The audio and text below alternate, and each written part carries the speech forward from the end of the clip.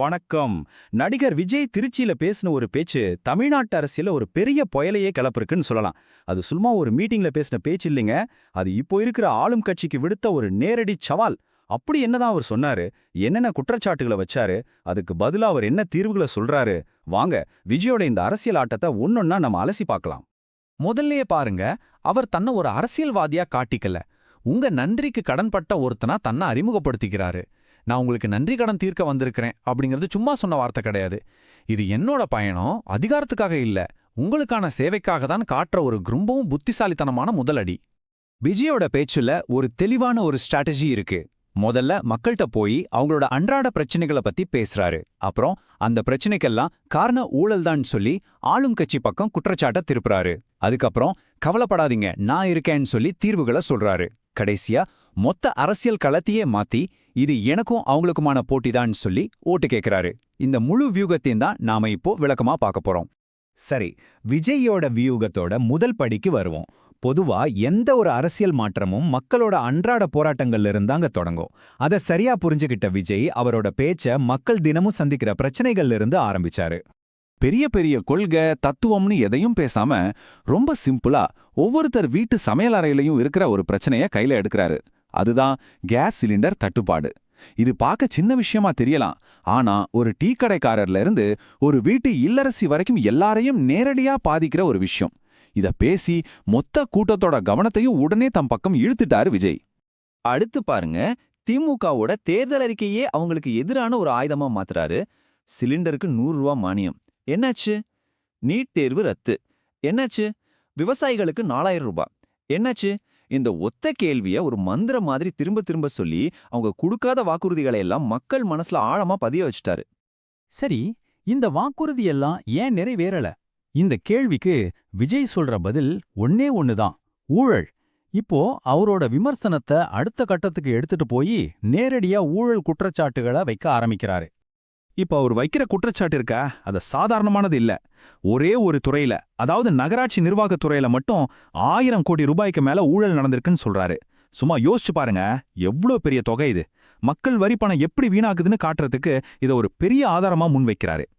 அடுத்ததா அவரோட தாக்குதலை இன்னும் பர்சனலா மாத்துறாரு. ஜிஎஸ்டி மாதிரி எஸ்எஸ்டின்னு ஒரு புது வார்த்தையை உருவாக்குறாரு. அதாவது ஸ்டாலின் சன் டாக்ஸ். இந்த ஊழல் முதலமைச்சரோட குடும்பத்துக்கே நேரடியா லாபம் கொடுக்குதுன்னு குற்றம் சாட்டுறாரு. எல்லாத்துக்கும் மேல இந்த குற்றச்சாட்டை ஆளும் கட்சி இதுவரைக்கும் மறுக்கவே இல்லைன்னு அவர் சுட்டிக்காட்டினாரு. அவரோட குற்றச்சாட்டுகளுக்கு இன்னும் வலு சேர்க்க அந்தந்த ஊர் பிரச்சனைகளையும் அவர் விடல. திருச்சியிலேயே வேலைக்கு லஞ்சம் வாங்கினாங்கன்னு சொல்றாரு. அப்புறம் 2000 பேராசிரியர் வேலை தரேன்னு சொல்லிட்டு வெறும் 5 பேருக்கு தான் வேலை கொடுத்துருக்காங்கன்னு சொல்லி இந்த அரசாங்கம் வெறும் அறிவிப்பு மட்டும்தான் செய்யுது, செயலற்ற ஒரு பயனற்ற அரசாங்கம்னு முத்திர குத்துனாரு. இவ்வளவு பிரச்சனைகளை அடிக்கிட்டாரு, ஊழல்னு சொல்லிட்டாரு.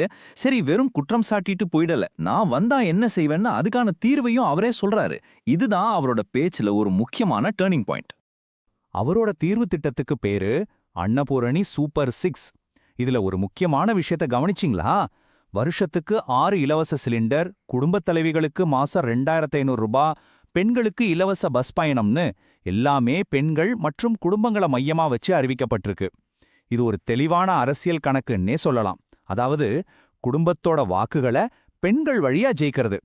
பிரச்சனைகளை பத்தி பேசிட்டாரு, தீர்வுகளையும் சொல்லிட்டாரு. ஆனா விஜயோட உண்மையான அரசியல் ஆட்டம் இப்போதாங்க தொடங்குது. அவர் வைக்கிற ஒரு அதிர்ச்சியான குற்றச்சாட்டு தமிழ்நாட்டோட அரசியல் களத்தையே மொத்தமா மாத்தி வரையறுக்குது. திமுகவையும் நம்பாதீங்க, பாஜகவையும் நம்பாதீங்க, 2 பேரும் ஒரே கூட்டணி தான். இந்த ஒரு வரியில தமிழ்நாட்டை ஆள்ற கட்சியையும் இந்தியாவை ஆள்ற கட்சியையும் ஒரே தட்டுல வைக்கிறார் விஜய். இதுதாங்க அவரோட வியூகத்தோட மையப்புள்ளி. இந்த கூட்டணிக்கே அவர் ஒரு பேரும் வைக்கிறாரு: கொள்ளைப்புற கள்ள கூட்டணி. அதாவது நீங்க யாருக்கு ஓட்டு போட்டாலும் சரி, அது மறைமுகமா ஒரே இடத்துக்கு தான் போகுதுன்னு அவர் சொல்றாரு. இப்படி சொல்லி 2 பெரிய கட்சிகளோட வாக்குகளையும் உடைச்சு தனக்குன்னு ஒரு புது பாதையா அவர் உருவாக்குறாரு. இப்போ அரசியல் களத்தையே தனக்கு சாதகமா மாத்தி அமைச்ச பிறகு அவரோட பேச்சோட உச்ச கட்டத்துக்கு வராரு. இப்போ அவர் மக்கள்கிட்ட நேரடியாக ஆதரவு கேட்க ஆரம்பிக்கிறாரு. இது வெறும் உணர்ச்சிபூர்வமான வேண்டுகோள் மட்டுமில்ல, ரொம்ப பிராக்டிக்கலா யோசிச்சு பேசுறாரு பாருங்க. தேர்தலுக்கு என்ன தேதி, சின்னம் என்ன, பூத்துக்கு சீக்கிரமா போங்க, வெளியூர்ல இருந்தா கூட டிக்கெட் புக் பண்ணிட்டு ஊருக்கு வந்து ஓட்டு போடுங்கன்னு ஒரு தேர்ந்த அரசியல் கட்சி மாதிரி வாக்குகளை எப்படி உறுதி செய்யணுமோ அந்த எல்லா வழிமுறைகளையும் தெளிவா சொல்றாரு. இது ஒரு ரொம்ப முக்கியமான உத்தி. அவரோட கட்சி வேட்பாளர்கள் மக்களுக்கு புதுமுகங்களா இருக்கலாம் இல்லையா? அதனால நீங்க அவங்கள பார்க்காதீங்க, என்னைய பாருங்க, அவங்க எல்லாரும் என்னோட நீட்சிதான்னு சொல்லி அவரோட தனிப்பட்ட செல்வாக்க முழுமையா வாக்குகளா மாத்த முயற்சி பண்றாரு. கடைசியா மொத்த தேர்தலையும் ரொம்ப ரொம்ப சிம்பிளான ஒரு தேர்வா மாத்துற ஒரு சக்தி வாய்ந்த உத்திய விஜய் கையில எடுக்கிறாரு. இந்த ஸ்லைட்ல பாக்குற மாதிரி தேர்தலையே அவர் ரொம்ப எளிமையாக்கிடுறாரு. மத்த எந்த கட்சிகளும் களத்திலேயே இல்லாத மாதிரி ஒரு தோற்றத்தை உருவாக்குறாரு. உங்க முன்னாடி இருக்கிறது ரெண்டே 2 சாய்ஸ் தான். மக்கள் விரோத ஆட்சி நடத்துற ஸ்டாலின் வேணுமா, இல்ல மக்களை நேசிக்கிற நான் வேணுமா? இதுதான் வாக்காளர்கள் முன்னாடி அவர் வைக்கிற கடைசி கேள்வி. கடைசியா முடிக்கிறப்போ தன்னை ஒரு பெரிய தலைவரா காட்டிக்காம உங்க வீட்டு புள்ள, உங்க தம்பி, உங்க விஜய்னு குடும்பத்துல ஒருத்தரா தன்னை காட்டி ஒரே ஒரு வாய்ப்பு கொடுங்கன்னு கேக்குறாரு. அரசியல்ல இந்த மாதிரி ஒரு எமோஷனல் அப்ரோச் எப்போதுமே ஒரு பெரிய தாக்கத்தை ஏற்படுத்தும். அதுதான் அவரோட பேச்சோட கிளைமாக்ஸா அமைஞ்சது. ஆக விஜயோட மொத்த அரசியல் வியூகமும் இந்த ஒரு புள்ளியில வந்து நிக்குது. இது பல கட்சிகள் மோதுற தேர்தல் இல்ல, இது எனக்கும் இப்ப இருக்கிற ஆளும் கட்சிக்கும் இடையேயான ஒரு நேரடி போட்டி. மத்த எல்லாரையும் ஒதுக்கிட்டு தன்னை ஒரே மாற்றா முன்னிறுத்துற இந்த துணிச்சலான வியூகம் நிஜமாவே வாக்குகளா மாறுமா, இல்ல வெறும் பேச்சாகவே நின்னுடுமா? இதை நாம பொறுத்திருந்து தான் பார்க்கணும்.